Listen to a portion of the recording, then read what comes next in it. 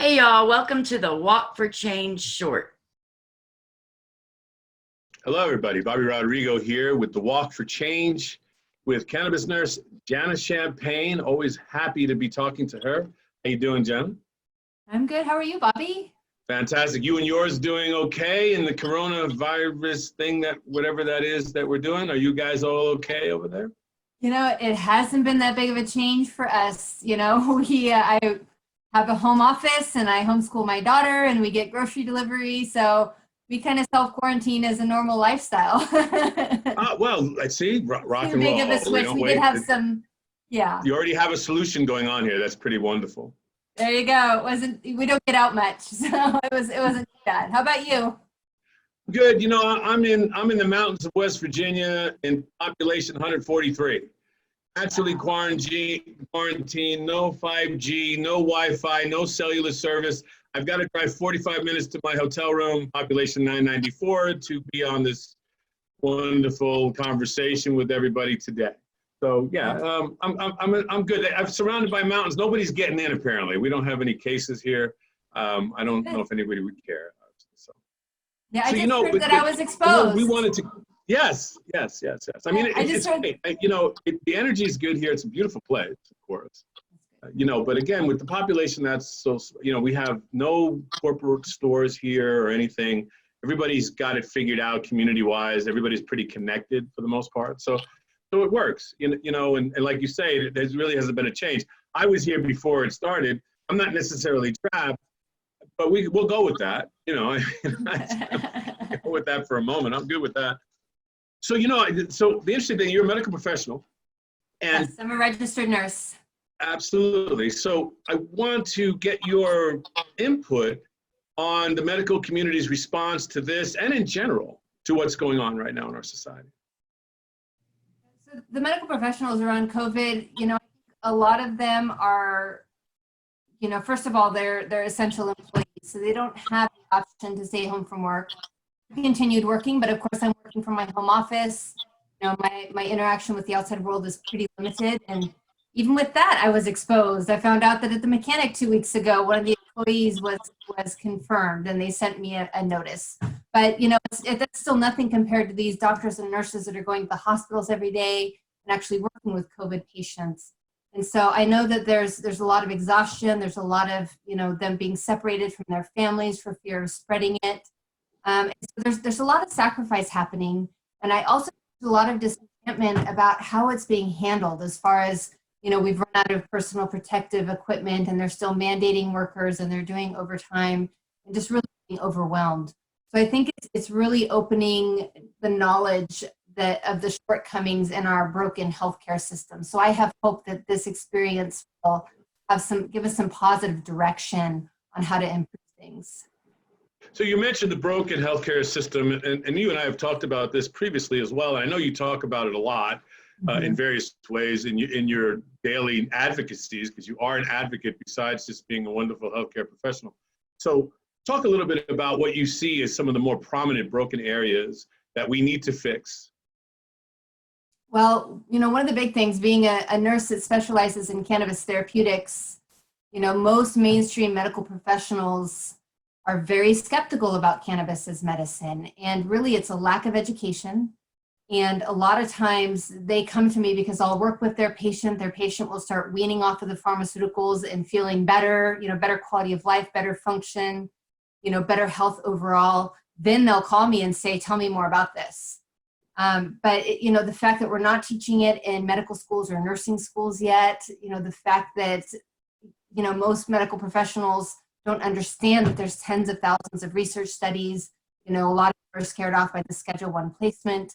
They've just really been brainwashed to follow the pharmaceutical protocols for caring for their patients. And one of the things that really seems to open eyes is when I remind these same medical professionals that we took an oath. As a nurse, I took an oath to not administer harmful medications. As a physician, they took an oath to do no harm. And part of that is weighing the risk versus benefit of every possible intervention and option for a patient their health. And realistically, when cannabis is on that list, because it has an unsurpassed safety profile, and because a lot of the pharmaceuticals are harming and killing patients, if you include that in your analysis of risk versus benefit, it should be the first resort. And so often I'm getting patients that are calling me and they've saved cannabis for their last resort. And especially in cases like cancer, sometimes that is the difference between life and death for these patients. Two things that come to mind in your comments. Mm-hmm. The first is that you talk about the response of the medical community and not using cannabis as, let's say, a drug offering. We'll just put it that way for simplicity.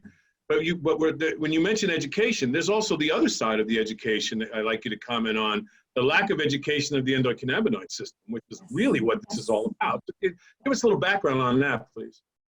Well, because we're not teaching the endocannabinoid system science in medical school or nursing school, of course, these medical professionals are going to be skeptical. That's our job, is to be skeptical when we hear something that, that sounds, it's not familiar. We didn't learn about this in school, so it must not be a real thing, and it's our job to protect patients from predatory companies that might be making health claims that aren't based in any kind of science. So the skepticism is, that's part of our job.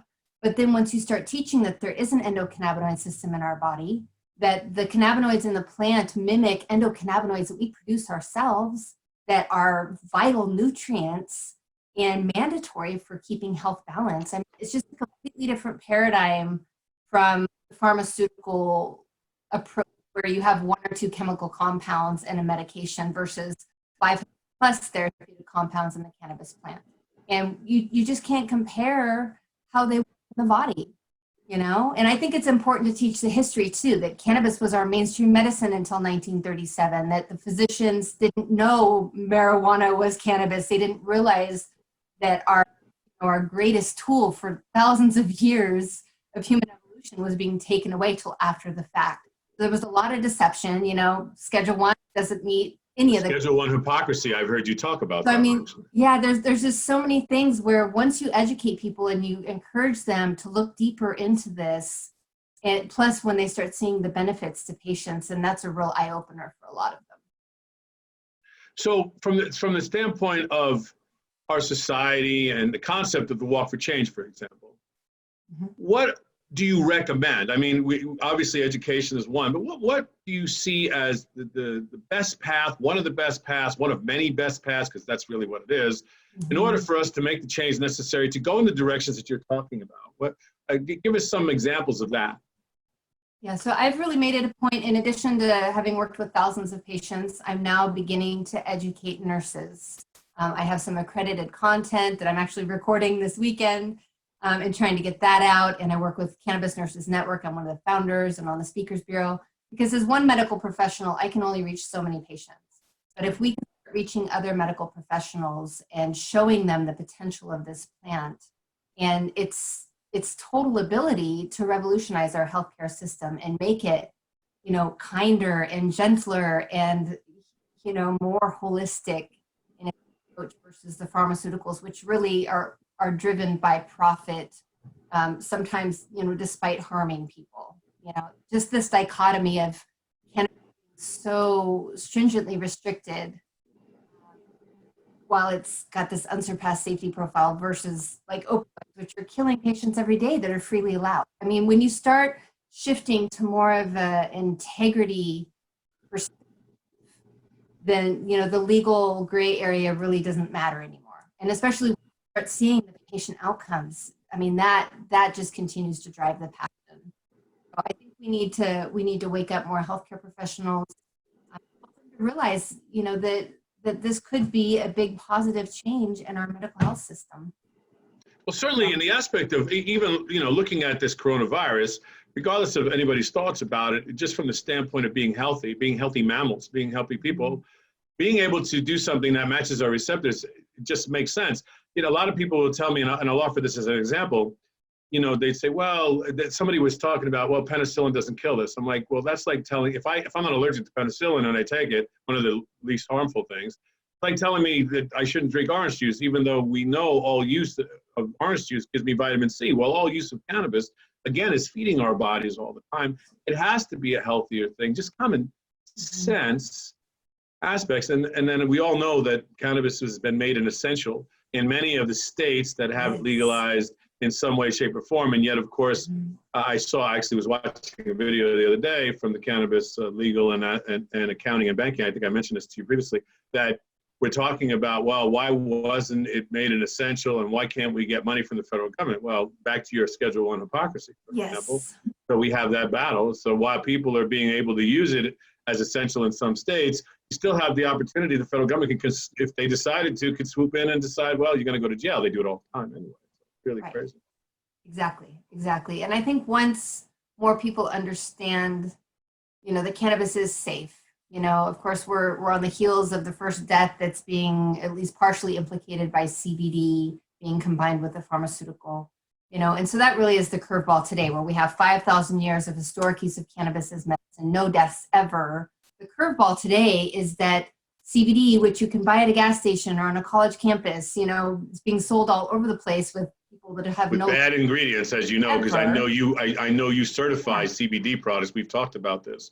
And I know that that's a big concern of yours, which and others in the medical community. I know other medical people that do it as well, and that is a big deal because they call it CBD because it's a CBD product, but it could have anything else in it, as you know better than I. And you know, as you know, I'm a CBD distributor for a wonderful company, Willow Creek Springs, and again, this is a big area. Because you have it in department stores, not just in gas stations. You have it in department stores. CVS carries it, but what is in the product is the issue, of course, like anything. Right. And so I actually launched a program called Cannabis Nurse Approved, and we are vetting and certifying products as medical quality, and we base this on what we call our flow criteria. The product needs to be flower derived, lab tested. You know, that covers the potency and purity piece. Organically grown. And whole plant, meaning concentrated as nature intended. And so this is what research supports is optimal for medical use. But even beyond that, we want our patients to understand if you go buy that CBD, there might be reasons why you should talk with a medical professional before you start combining that with your pharmaceuticals or certain conditions, cancer, cardiac, diabetes, you know, if you're purchasing for a child or adolescent. So those might be reasons why you want to check with a medical professional first and make sure that you're not putting yourself at risk of mind interaction from you know, having those two things in your regimen together. So. Absolutely. And of course, the balance is finding the medical professional that is doing the kind of work that you and others that we know that you work with, that I work with, are doing that. So fantastic conversation. Thank you so much, as always, for stopping by the Walk for Change. I always look forward to more interactions. And so everybody knows, Cannabis Nurse Janna, that I call her, Janna Champagne, has agreed to be a medical advisor for the Walk for Change. So we're putting out proper information in the medical area. We do not want to be irresponsible ever. So we're trying to make sure and do that because we know how things get misinformed. And so happy to have you as part of the team. Thank you so much for joining us today. Thanks for having me. You guys have a good day.